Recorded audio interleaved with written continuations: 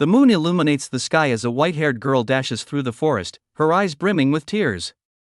Echoes of a woman calling her a disgrace like her mother and slapping her for talking back flood her mind.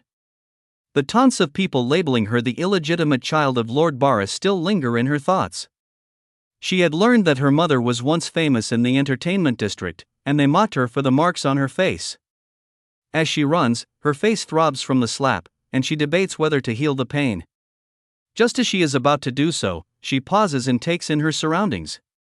She immediately notices that the part of the forest where she stands feels unusually dry and hot. A thought crosses her mind: had there been a fire? Suddenly, flames burst from the bushes, and a red-skinned dragon emerges before her. Though startled, she isn't afraid. She observes the dragon, noticing an injury on its wing that is bleeding. Without hesitation, she steps forward as the dragon rises to its full height. Pointing at its wound, she asks if it is in pain and offers to heal it. As she reaches for its wing, the dragon lets out a roar, but she remains unfazed. Smiling, she promises to make it feel better. Sitting down, she begins to heal the dragon's wound. The injury is significant, and she realizes she will need to use much of her power. She continues, determined to ease the dragon's suffering, knowing too well what it feels like to be in pain. After some time, she successfully heals the dragon but collapses from exhaustion. The dragon gazes at her, then shifts into the form of a man with long hair, clad in armor. He sits beside her, remarking that she is a fearless human. When the girl finally regains consciousness, she hears the voice but can't quite comprehend the words. The man lifts her in his arms and walks away. Years pass, and the white-haired girl no longer has her natural hair color. Her maids have dyed it blonde. She sits at a dressing table, overhearing the maids' conversation. One maid wonders if the dye is too strong, commenting on the damage to the girl's face. Another maid remarks that it's due to the sulfur in the dye but adds that no one cares as long as her hair looks good. As she combs the blonde locks, she refers to the girl as the king's concubine, dismissing her as nothing more than the king's plaything. She warns that the king kills his concubines as soon as he tires of them. The blonde girl is being sent off to the old king now that she has turned 20, and she regrets not running away 10 years ago when she had the chance after healing the dragon in the forest. The maids are instructed to cover the girl's face with makeup, as ordered by the madam. One maid assures the others that she'll handle it. As they escort the blonde girl to the madam, she is harshly criticized for her appearance. The madam declares that the king will be disappointed, reminding the girl that, as the daughter of Lord Baroness, she is expected to be exceptionally beautiful. The madam's son, standing behind her, reassures her not to worry, revealing that he has secured a large payment. He shows his mother a chest filled with treasure, prompting her to ask where he acquired it. He explains that the dark wizard told him about gold buried in the graves near the Tayer border. Upon hearing this, his mother becomes frantic, realizing he has looted the burial grounds of the dragon people of Tayer. Furious, she calls him a fool. Suddenly, the building begins to tremble, and pieces of it crash to the ground. The blonde girl quickly looks out the window and sees dragons flying above, breathing fire and attacking the palace. The Tastes have launched their attack, and their leader breaks through the wooden door of the castle, seated on his horse and wielding an axe-like weapon. The Tayerites come fully prepared, even using catapults to assault the castle walls. As the Taste leader enters the castle, a soldier tries to flee to save his life, but the leader swings his weapon, killing him instantly. The soldier's blood splatters across the leader's face as he stands amid flames and the bodies of his enemies. From a window, the blonde girl watches the Taywhite leader. Their eyes meet across the distance, and the blonde girl, terrified, quickly crouches down to hide. The leader removes his mask and shouts, "Who dares to disgrace the Maru?" The assault by the Tastes intensifies. Soldiers inform the madam that the castle walls are melting, a clear indication that the enemy intends to destroy them all.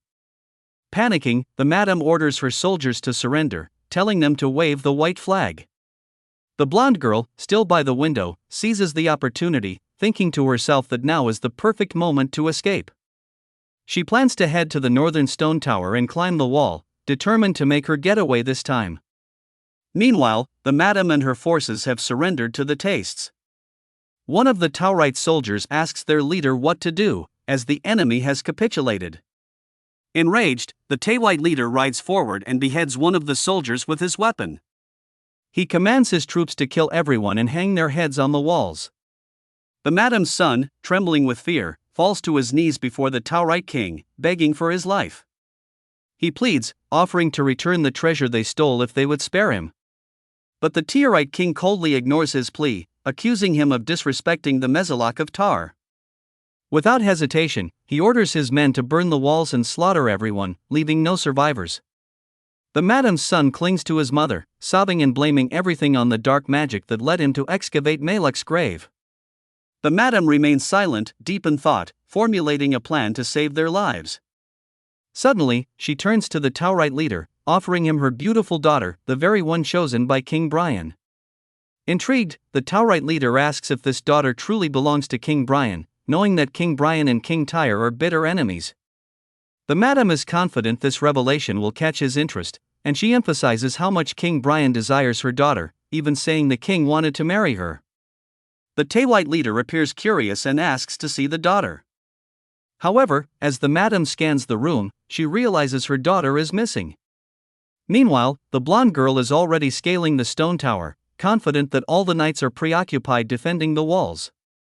But suddenly, she hears the sound of wings. A dragon swoops down and snatches her in its claws, carrying her through the sky. As she looks down, she sees the severed heads of knights impaled on spears, their grisly remains dotting the castle grounds. The dragon eventually releases her, dropping her onto the ground where the madam and the Tayer leader stand. The Tayer leader gazes at her and asks the madam if this is the daughter she spoke of.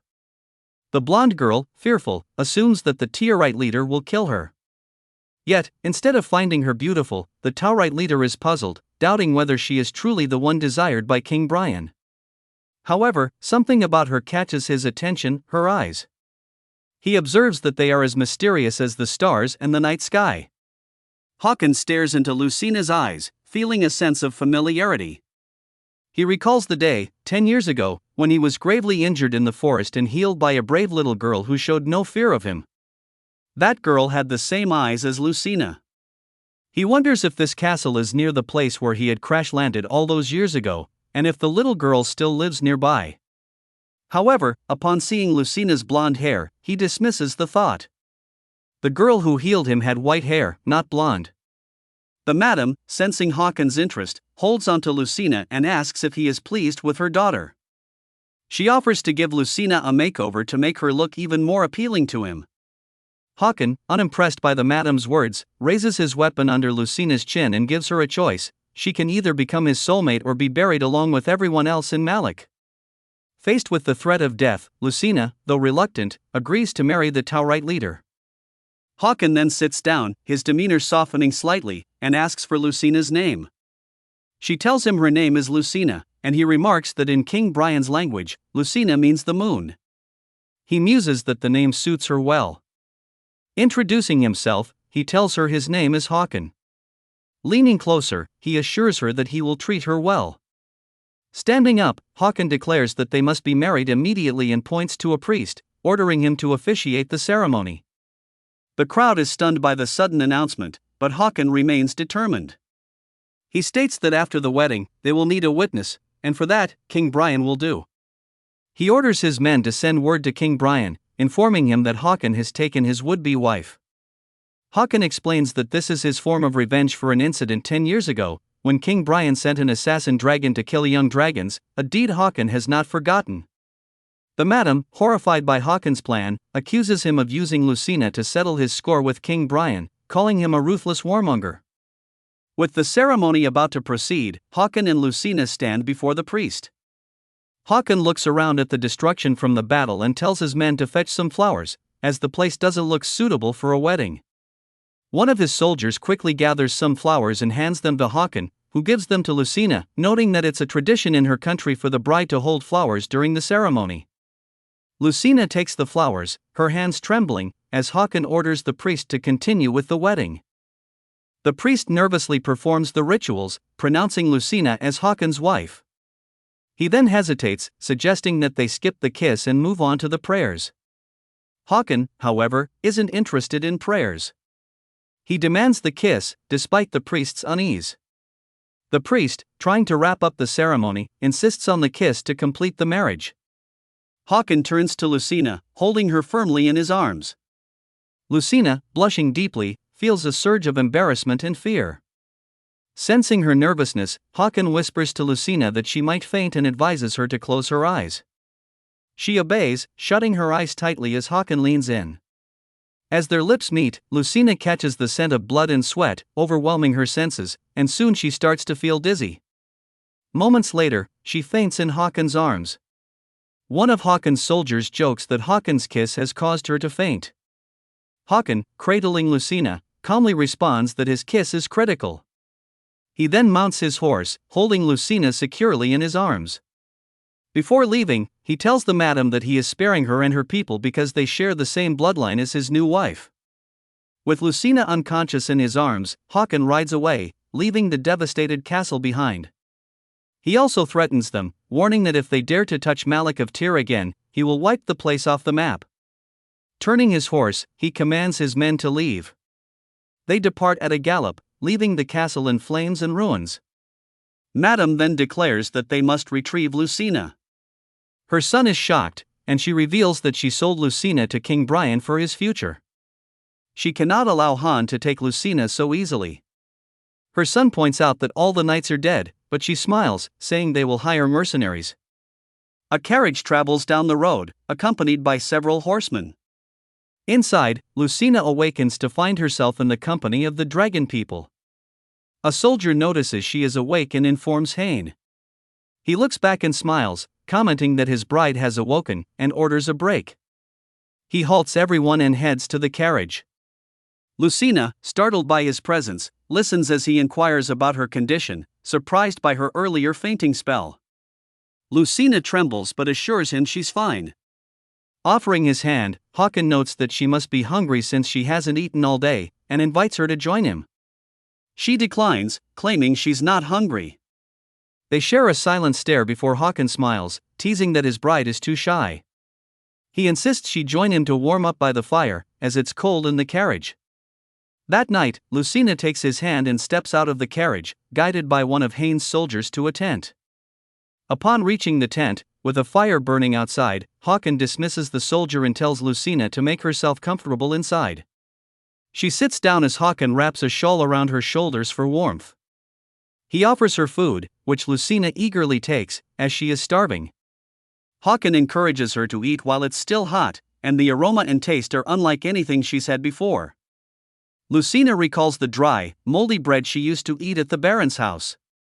Sensing her hesitation, Hawkin reassures her that the food is not poisoned.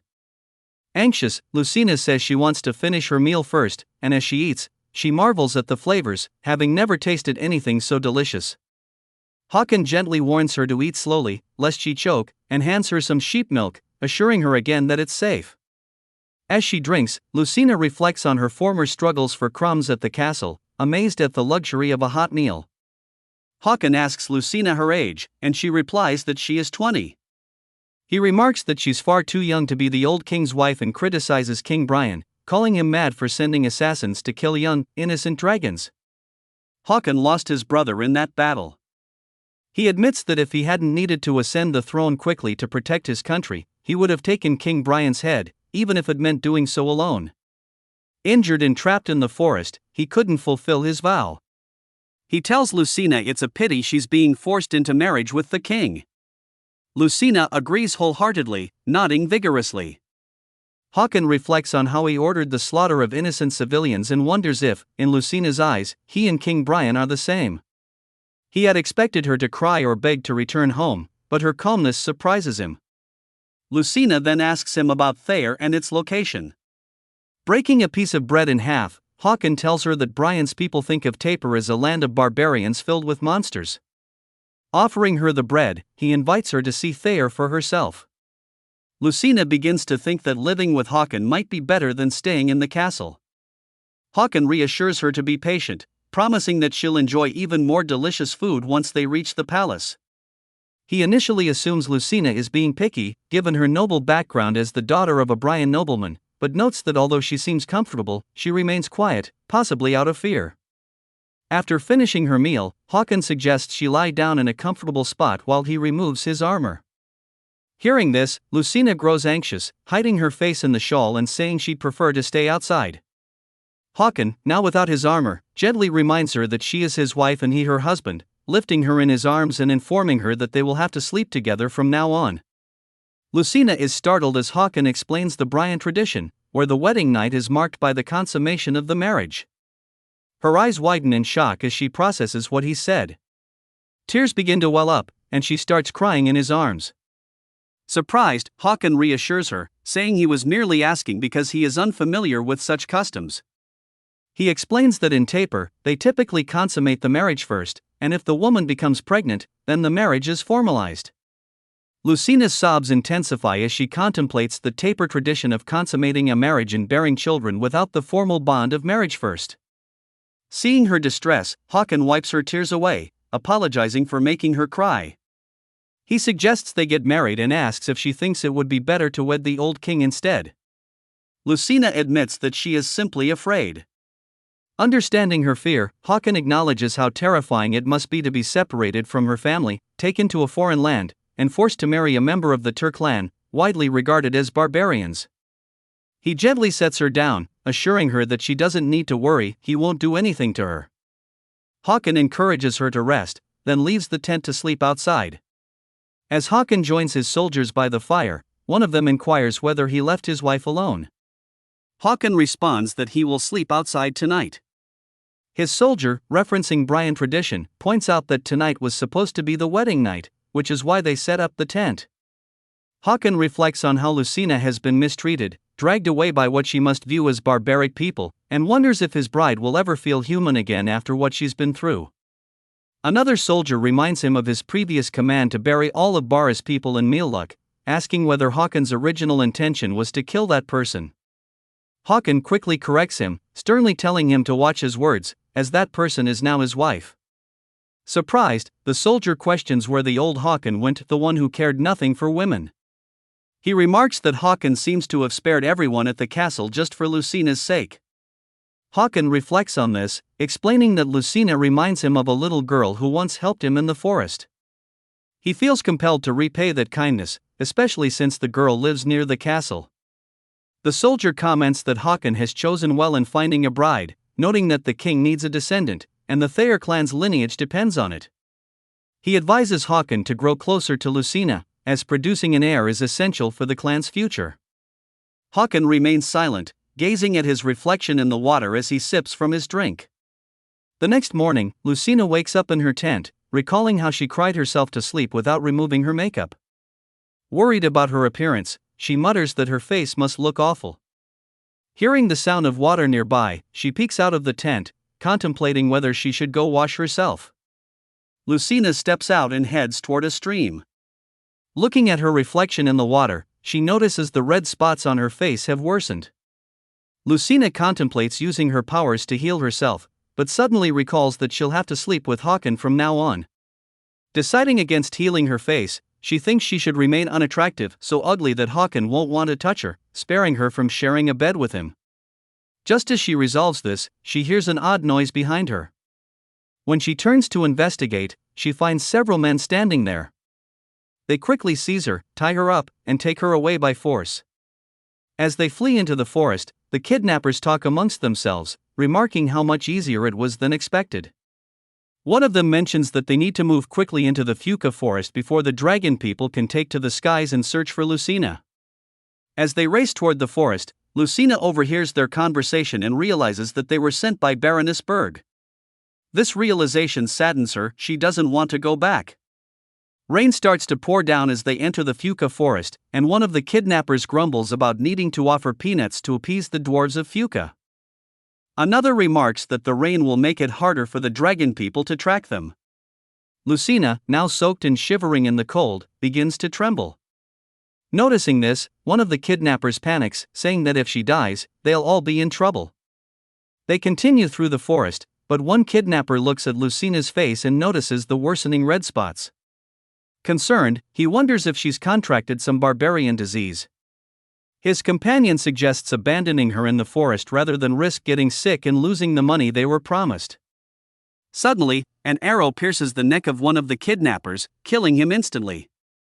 He falls from his horse, and the remaining kidnappers are thrown into shock. Hawkin has arrived with his men, and one of his soldiers had fired the fatal shot. They swiftly attack, killing the kidnappers in a fierce battle. The kidnapper holding Lucina grabs her tightly, placing a knife to her throat and threatening Hawkin not to come any closer or he'll kill her. Calmly, Hawkin tells Lucina to close her eyes, and she obeys. In a flash, Hawkin leaps toward the kidnapper, striking him down with a single blow that severs his head. The man falls from his horse, and Hawkin rushes to Lucina's side, asking if she's all right as he notices her trembling. At first, Lucina sees the blood on Hawkin's face and should feel terrified, but instead, she feels safe. Hawkin, having rescued her, gently holds her face and asks again why she's shaking so much. Lucina, rather than feeling afraid, feels secure in his presence. Hawkin cuts the ropes binding her hands and sets her free, wrapping a shawl around her and placing his hand on her forehead.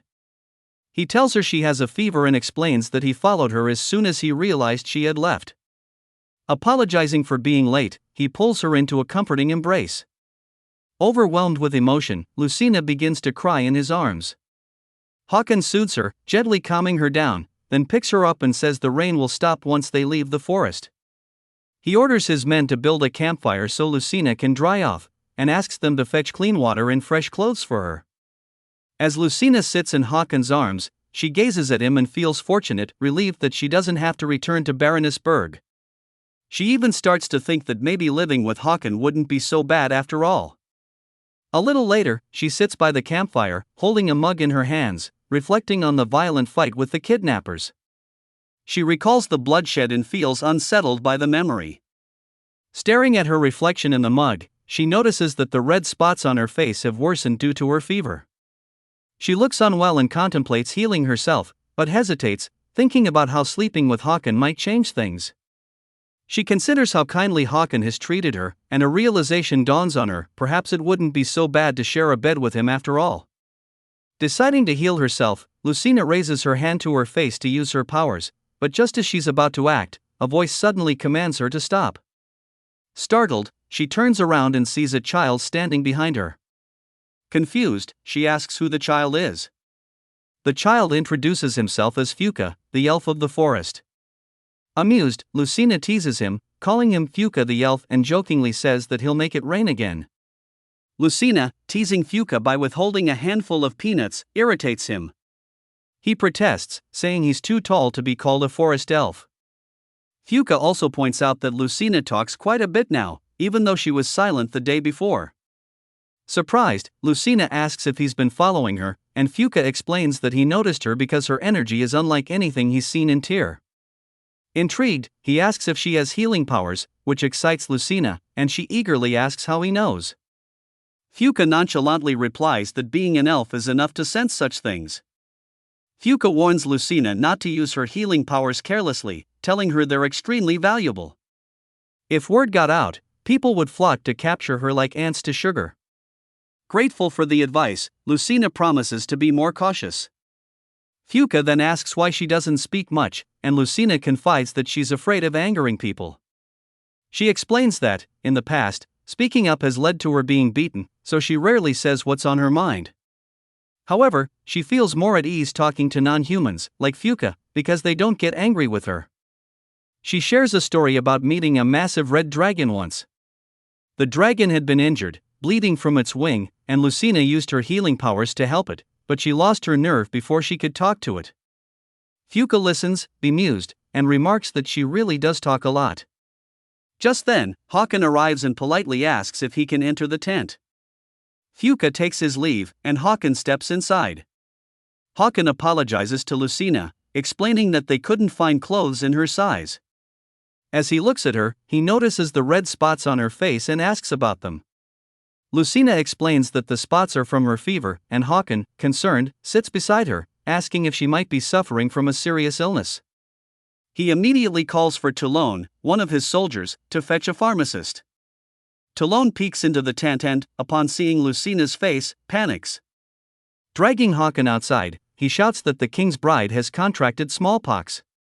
Toulon explains that, in the past, there was an epidemic in Bryan that caused body aches and sores, and Lucina's symptoms matched those from that outbreak. Lucina quickly denies it, saying it's not smallpox, but Toulon insists that no one should get close to her, fearing they might catch the disease. As rumors spread among the soldiers, with some believing Lucina has brought the disease to Teyrland, Toulon grows increasingly paranoid, drawing his sword and pointing it at Lucina. He warns her not to come any closer, and the other soldiers whisper nervously, wondering what to do about the supposed outbreak. Hawkin, however, orders Toulon to lower his sword and tells Lucina to continue speaking. Terrified, Lucina finally blurts out the truth: she doesn't have smallpox, and she dyed her hair recently, which caused the red spots. The dye, made from sulfur and saffron juice, worsened in the rain. Embarrassed and frightened, she explains that the spots became more pronounced due to her fever in the storm. Toulon, still skeptical, questions her mental state due to her fever. Lucina, growing more anxious, realizes that the more flustered she becomes, the less credible she sounds. Memories of past beatings resurface, times when she had spoken out and faced punishment. She recalls the maids gossiping and mocking her, and the lady of the house beating her for talking back. Now, faced with suspicion and hostility, Lucina struggles to speak, knowing just one wrong word could get her punished again. Despite her honest explanation, Toulon remains unconvinced, declaring that Lucina is too dangerous to bring back to the palace. He coldly orders his men to burn her and everything she has touched, fearing she poses a threat to the people of Teyrland. He claims that she descends from the bloodline of those who dared to disgrace the Melek of Tears. He also expresses regret for having saved Lucina. Anxious, Lucina contemplates using her powers to heal herself, but then recalls what Fuka had warned her: using her abilities would attract those who wished to exploit her, who would swarm like ants to capture her. Fuka had also cautioned that her exposure would make her extremely dangerous. Now, Lucina is unsure whether she should heal herself. As she debates, Hawkin advises her to calm down and speak slowly, assuring her that he will listen as long as he understands her. Tula then warns Hawkin that it is dangerous to speak with Lucina for too long, as she is believed to have smallpox. Hawkin dismisses this, explaining that smallpox typically presents a rash only after the fever subsides, whereas Lucina has both fever and rash simultaneously. He also points out that smallpox sufferers cannot eat properly due to mouth sores and vomiting, yet Lucina has been eating well, further differentiating her condition from smallpox. Hawkin asks Lucina what she had mentioned earlier about sulfur in the dye. Encouraging her to speak freely, since no one will reprimand her, Lucina reveals that she used sulfur to create blonde hair dye because the old king favored blonde hair. The maids dyed her hair for this reason. Hawkin, puzzled, realizes that Lucina may not have originally had blonde hair. Upon examining her, he notices that the rashes on her forehead are caused by the sulfur in the dye. He gently pushes back her hair, showing Toulon the rashes on her scalp and forehead, which are the most severe.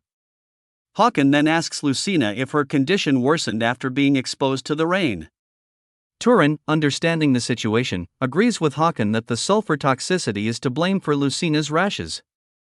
Hawkin adds that if Lucina truly had smallpox, then he should be burned for kissing and touching her, along with his soldiers who have shared drinks with him. Turin supports Hawkin's judgment. Lucina notices that Hawkin is the first to truly listen to her, while others either dismiss her with anger or ridicule. Hain advises her to rest inside the tent since she is feverish. Hawkin escorts her inside. Suddenly, a soldier rushes in to inform Hawkin that the kidnappers have confessed everything, revealing that they were acting under the orders of the Baroness to locate Lucina. Concerned, Hawkin recalls how the Baroness had once offered her daughter to save their lives, and it becomes clear to him that the Baroness views the Tayer people as mere entertainment. Hawkin immediately decides to return and burn down the castle, planning to kill everyone inside. Lucina tries to stop him, pleading with him not to kill innocent people, including her own family. Hawkin, surprised, remarks that most people would beg for the safety of their family members. He asks Lucina if she's truly okay with her mother being killed. Lucina, who is not the biological daughter of the Baroness, hesitates. She wonders whether she should reveal that she is an illegitimate child, the daughter of a well-known woman from the entertainment district. Uncertain of whether she could ever properly return to her husband's home given her background, Lucina resolves to continue pretending to be the Baroness's daughter. She begs Hawkin not to kill her mother and brother, saying they are her precious family. In response, Hawkin lifts Lucina into his arms, urging her not to sit on the cold floor while she's unwell. Despite her pleas, she insists again that he spare her family. Hawkin smiles and asks Lucina what she would do for him if he spared her family's lives. Looking deeply into her eyes, he tells her that he cannot simply forgive his enemies, especially those who dared to threaten his wife. He asks her again what would she give him in exchange for her family's safety. Desperate, Lucina responds that she is willing to give him anything he desires. Her eyes, however, remind Hawkin of the child who had healed him in the forest 10 years ago. Not wanting to trouble his ailing bride further, he calmly asks if she truly means she'll do anything for him. When Lucina agrees, Hawkin tells her to kiss him. Nervous, Lucina hesitates. Hawkin reminds her of her promise, saying he wishes to feel the lips of his bride. Still anxious, Lucina slowly leans in, closes her eyes, and softly kisses Hawkin. He immediately embraces her and smiles.